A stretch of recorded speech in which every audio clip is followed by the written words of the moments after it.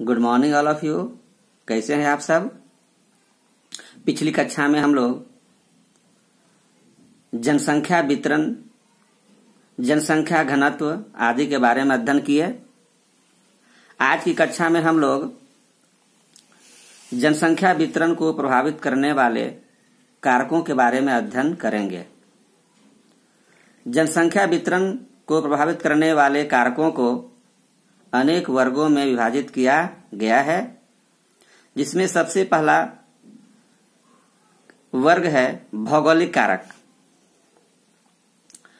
भौगोलिक कारक से तात्पर्य है वैसे कारक जो प्रकृति प्रदत्त हैं, अर्थात प्रकृति से संबंधित कारकों को ही भौगोलिक कारक कहा जाता है। इसमें सबसे महत्वपूर्ण कारक है जल की उपलब्धता। जैसा कि हम सभी जानते हैं, जल ही जीवन है। जल के बिना इस पृथ्वी पर जीवन की कल्पना भी नहीं की जा सकती है। जल का हमारे जीवन में बड़ा ही महत्व है। इसका उपयोग हम विभिन्न कार्यों में करते हैं, जैसे पीने के लिए, नहाने, भोजन पकाने, कपड़ा धोने, सिंचाई, नौ संचालन आदि। इसके अलावे भी अन्य कार्यों में इसका उपयोग हम करते हैं। तो हम अपने विभिन्न कार्यों के लिए जल पर निर्भर रहते हैं। ऐसी स्थिति में हमें प्रचुर मात्रा में जल की आवश्यकता होती है। यदि जल न हो तो हमारे बहुत सारे कार्य बाधित हो जाते हैं और हमारा जीवन बड़ा दुष्कर हो जाता है। अतः जल की उपलब्धता अनिवार्य है। यही कारण है कि प्राचीन काल से ही मानव वैसे क्षेत्रों में बसा जहां जल आसानी से उपलब्ध हो जाता था, जैसे नदी घाटियों का क्षेत्र तथा समतल मैदानी भाग वाले इलाके जहां जल आसानी से मिल जाते थे। यही कारण है कि विश्व के सबसे प्राचीन सभ्यता, जैसे मेसोपोटामिया की सभ्यता, सिंधु घाटी की सभ्यता, चीन की सभ्यता आदि नदी घाटियों में ही फली फूली। आज भी विश्व के वैसे ही क्षेत्र अधिक सघन एवं आबाद हैं जहां जल आसानी से उपलब्ध हो जाता है। दूसरी ओर वैसे क्षेत्र जहां जल की अनुपलब्धता या कमी है, मानव बसाव कम पाया जाता है। दूसरा महत्वपूर्ण कारक है भू आकृति। भू आकृति से तात्पर्य है भूमि की आकार, बनावट उसका। पृथ्वी पर विभिन्न प्रकार की भू आकृतियां पाई जाती हैं। कहीं पर ऊंचे ऊंचे नुकीले पर्वत चोटियां पाई जाती हैं, तो कहीं पर उबड़ खाबड़ युक्त पठारी प्रदेश, कहीं पर समतल मैदान, तो कहीं पर नदी घाटियां पाई जाती हैं और कहीं कहीं मरुस्थलीय तथा ध्रुवीय क्षेत्र पाए जाते हैं। तो इस तरह से विभिन्न प्रकार की भूआकृतियां जो धरातल पर पाई जाती हैं, मानव निवास को काफी प्रभावित करती हैं। आप और हम समझ सकते हैं कि मानव बसाव के लिए, जनसंख्या वितरण के लिए कौन सी भूआकृति सबसे अच्छी होगी। जैसा कि हम सभी जानते हैं, समतल मैदान कृषि कार्य, मानव निवास, सड़क निर्माण आदि कार्यों के लिए सुगम माना जाता है, मतलब अच्छा माध्यम माना जाता है।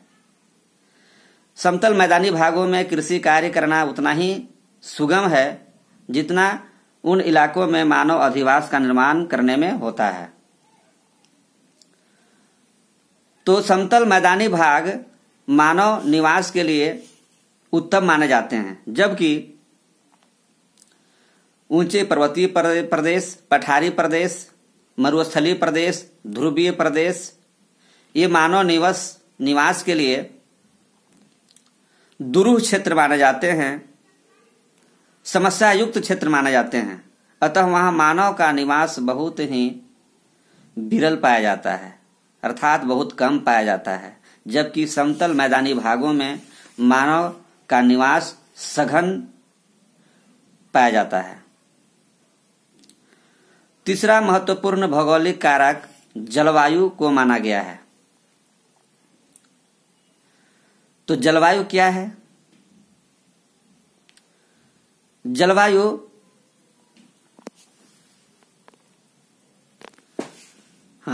क्या है? तो जलवायु और मौसम के बारे में हम लोग बहुत सुने हैं। मौसम और जलवायु में कुछ विशेष अंतर होता है।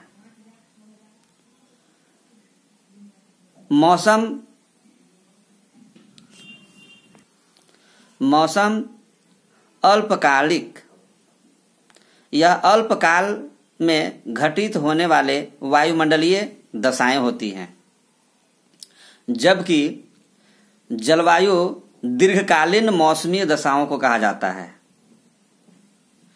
इसके अंदर वर्षण, तापमान आदि शामिल किए जाते हैं। तो वैसे क्षेत्र जहां की जलवायु सम होती है, अर्थात न अधिक गर्मी, न अत्यधिक ठंड, न अधिक वर्षा, न अधिक शुष्कता।